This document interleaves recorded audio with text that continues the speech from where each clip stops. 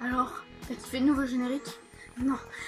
Salut les bandits. Aujourd'hui on se retrouve sur une nouvelle vidéo, enfin, sur ma petite imprimante 3D chérie que j'utilise maintenant depuis pas mal, quand même depuis beaucoup de mois. Donc c'est une petite Annette A8 venue tout droit de chez AliExpress. C'est une imprimante qui est très convenable. Elle vient complètement en kit, donc il va falloir monter tout ça soi-même. Environ 5-6 heures de montage.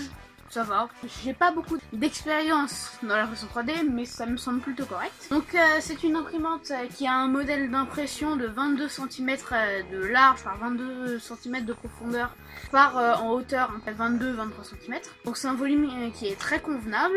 C'est une imprimante à 130 €. Comparé à d'autres imprimantes qui impriment, je sais pas, sur un volume de 20 par 20 mais qui coûte 400, 500, 600 €.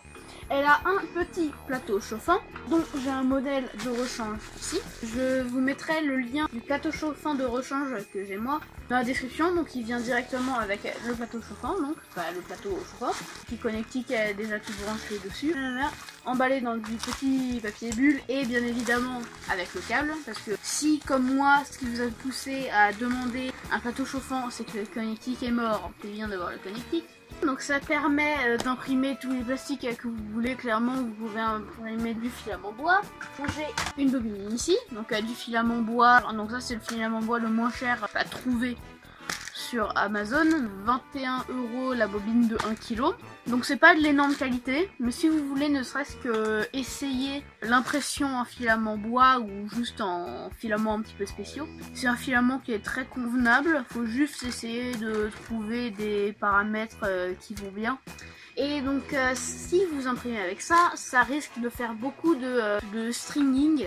Je vous mettrai une photo dans le coin. Et donc du coup ça peut être très embêtant, par exemple si c'est une pièce qui est très fragile, par exemple des baguettes de Harry Potter par exemple. Et donc du coup il faut faire des modifications sur le temps et la longueur de la rétractation. Donc du coup à part ça, qu'est-ce qu'on peut imprimer avec cette imprimante?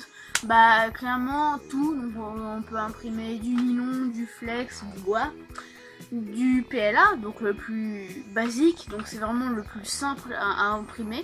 Il nécessite même pas de plateau chauffant, mais quand même si vous n'avez pas de plateau chauffant sur par exemple sur une Ender 2 de chez Creality, c'est la première qui me vient, si vous n'avez pas de plateau chauffant comme sur cette imprimante là, il vous faudra mettre un... Donc c'est, je crois, c'est une jupe ou un bandeau, je sais plus exactement. Mais il va falloir faire ça parce que sinon ça va warper beaucoup. Donc en fait les bords, ils vont... Je vais voir pour vous mettre un petit timelapse ou une photo encore. Et donc du coup en fait ça va se rétracter sur les côtés et votre impression peut complètement foirer si c'est le cas. Donc il faut mieux mettre un bandeau, comme ça ça reste plus ou moins plat. Et ça fait une impression qui est bien. Donc du coup le PLA c'est le filament que vous voyez juste ici qui est en train d'imprimer cette petite pièce, dont je vous ferai très certainement une vidéo.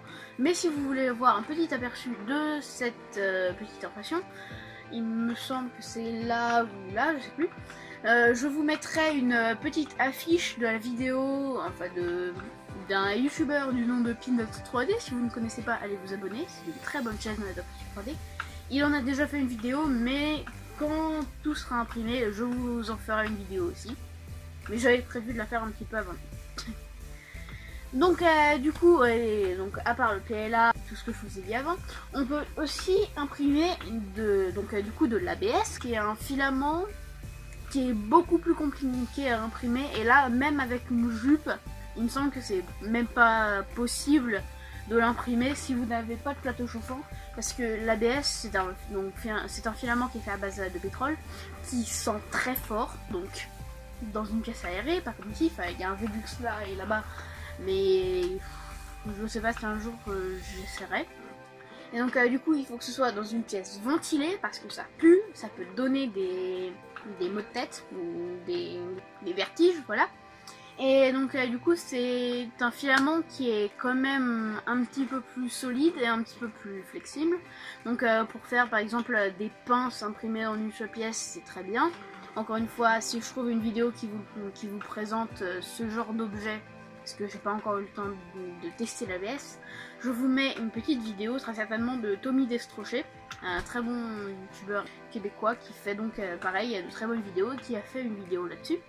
Comme vous pouvez l'entendre, elle tourne actuellement, enfin comme vous pouvez l'entendre et le voir, elle tourne ici. Et vous pouvez entendre qu'elle fait un petit peu de bruit, donc je sais pas si vous l'entendrez.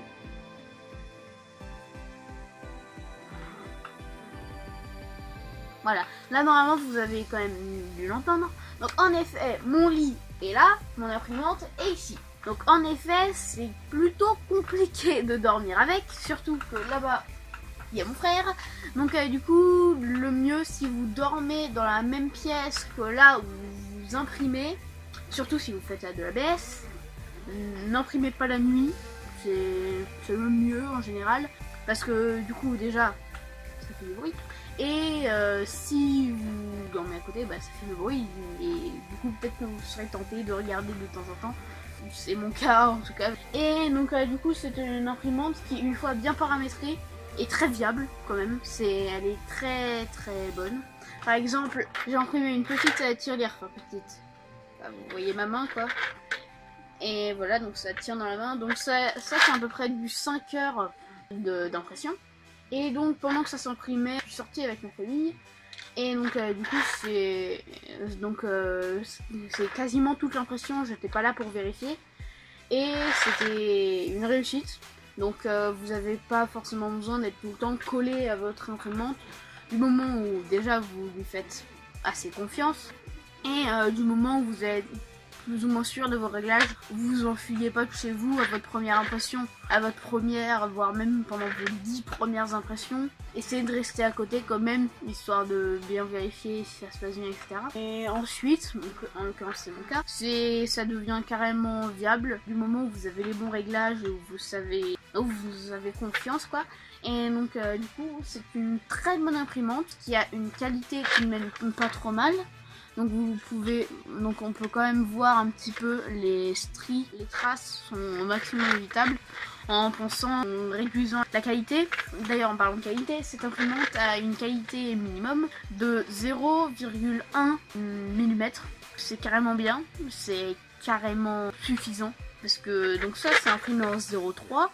Donc vous pouvez voir que comme c'est un print plutôt imposant, ça se voit pas trop, puis en plus il est plus ou moins mis dans un coin de ma chambre, donc du coup il se voit pas complètement, mais vous voyez c'est quand même vachement lisse, ça fonctionne très bien, ça s'imprime très bien. Et si vous êtes fan de décoration ou de figurines en tout genre, je vous présente mon petit Hulk. Donc une impression qui est faite en 5 pièces, découpée par mes soins sur Mesh Mixer, donc un logiciel gratuit de chez Autodesk. C'est donc un logiciel qui permet de faire de la modification de fichiers. Donc du coup il est découpé là sur le bras, là sur le deuxième, là au niveau de la tête et là au niveau du bassin. Et c'est à peu près une petite vingtaine d'heures il me semble. C'est carrément bien.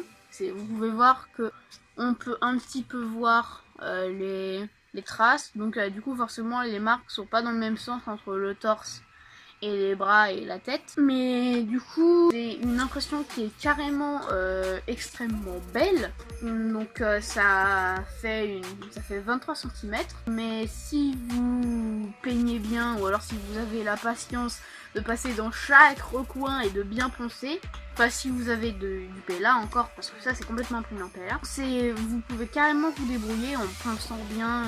Mais après si vous avez de l'ABS, il y a beaucoup de moyens de carrément le lisser. Et d'ailleurs je vous mets une petite vidéo juste là du Labo d'Heliox, qui est une très bonne chaîne. Donc voilà, je pense que c'est tout. Et donc du coup je vais pas préciser, mais sur le plateau, donc du coup vous avez vu sur le plateau il y a une couche jaunâtre dessus. C'est donc du scotch de peintre comme ça, et c'est donc du coup pour faire une surface d'accroche en plus, parce que si c'est directement sur le métal ça fait très lisse et il n'y a pas beaucoup d'endroits où la matière peut s'accrocher. Donc du coup ça peut très vite se décoller et surtout ça abîme votre plateau pour rien.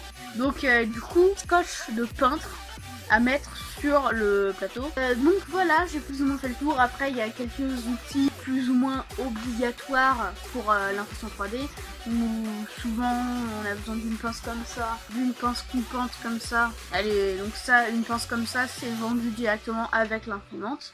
Et une petite pince un peu comme ça, avec le bout en céramique, pour ébavurer avant une impression. Je m'en sers presque tout le temps. Au moins comme ça permet de pas avoir de petit caca au début, de pas avoir le bout de la buse qui se bouche. Ça permet de directement enlever le petit copeau qui reste. Et puis quoi qu'il en est, ça fait une imprimante qui est quand même un petit peu plus présente. Donc voilà, cette petite vidéo est terminée. Je vous ai présenté l'imprimante en ses gros points. Je vais pas aller dans tous les détails. Je veux pas tout donner quoi. Donc à vous de vous renseigner un petit peu. Si vous essayez de mieux fouiller sur le internet, vous pouvez très clairement essayer de trouver des meilleurs prix, très certainement sur Gearbest. Il y a très certainement mieux que 130 € sur Gearbest pour cette imprimante là. Et après bien sûr c'est pas la plus grande imprimante qui soit, c'est pas la plus belle qui soit. Et voilà, cette vidéo est terminée. Vous pouvez liker, partager, vous abonner. Vous aurez pu voir que j'ai travaillé un petit peu sur les petites animations qui arrivent de temps en temps en bas. J'ai aussi taffé un petit peu sur mon intro et mon outro que vous pourrez voir juste à la fin. Et je vous dis bonne journée, bonne soirée. Allez, ciao!